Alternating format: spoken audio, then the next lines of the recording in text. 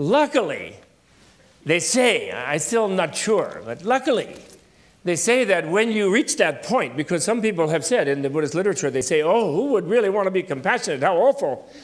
I'm so miserable on my own. My head is aching, my bones are aching, I go from birth to death, I'm never satisfied, I never have enough. Even I'm a billionaire, I don't have enough, I need 100 billion. So I'm like that. Imagine if I had to feel even 100 other people's suffering. It would be terrible. But apparently, this is a strange paradox of life, when you're no longer locked in yourself, and as the wisdom or the intelligence or the scientific knowledge of the nature of the world that enables you to let your mind spread out and empathize and enhance the basic human ability of empathizing and realizing that you are the other being. Somehow by that opening, you can see the deeper nature of life. And you get away from this terrible iron circle of like I, me, mine, like the Beatles used to sing. You know, we really learned everything in the 60s. Too bad. Nobody ever woke up to it. And they're trying to suppress it since then. I, me, mine. It's like a perfect song, that song. The perfect teaching. But when we relieve from that, we somehow then become interested in all the other beings. And we feel ourselves differently. It's totally strange. It's totally strange. The Dalai Lama always likes to say, he says that when you give birth in your mind to the idea of compassion, because you realize that you yourself and your pains and pleasures are finally too small a theater for your intelligence, it's really too boring. Whether you feel like this or like that or what, you know, and the more you focus on how you feel, by the way, the worse it gets, right? Like even when you're having a good time, when is the good time over? The good time is over when you think, how good is it? And then it's never good enough. I love that Lele said that the way of helping those who are suffering badly on the physical plane or on other planes is having a good time, doing it by having a good time. I think the Dalai Lama should have heard that. I wish he'd been to hear it. He once told me, he looked kind of sad. He worries very much about the haves and the have-nots. And he looked a little sad because he said, well, 100 years ago, they went and took everything away from the haves. You know, the big communist revolutions, Russia and China and so forth. They took it all away by violence.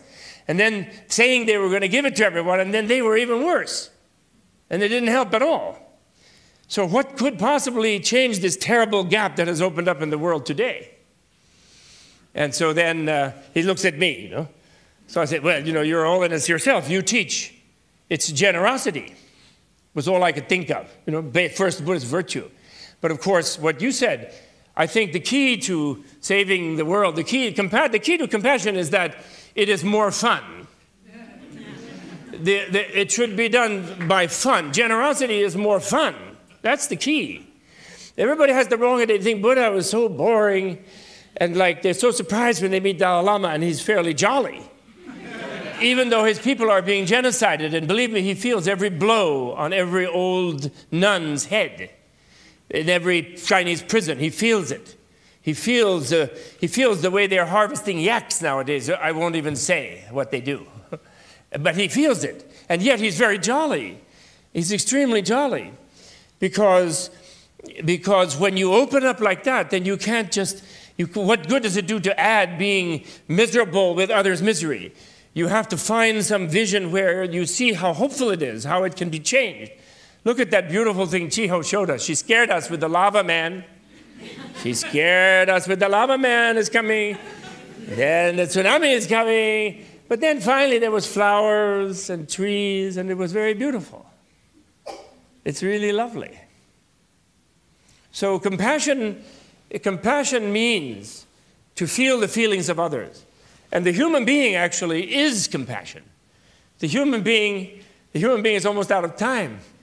The human being is compassion, because what is our brain for? Now, Jim's brain is memorizing the almanac, but he could memorize all the needs of all the beings, and he did. He could memorize all kind of fantastic things to help many beings, and he will have tremendous fun doing that. So the first person who gets happy when you stop focusing on the self-centered situation of how happy am I, where you're always dissatisfied, as Mick Jagger told us. You never get any satisfaction that way. So then you decide, well, I'm sick of myself. I'm going to think of how other people can be happy. I'm going to get up in the morning and think of what can I do for even one other person, even a dog, my cat, my pet, my butterfly. And the first person who gets happy when you do that, you don't do anything for anybody else, but you get happier, you yourself, because your whole perception broadens, and you suddenly see the whole world and all of the people in it. And you realize that this being with these people is the flower garden that Chiho showed us. It is nirvana. And my time is up, and I know the 10 commandments. Thank you.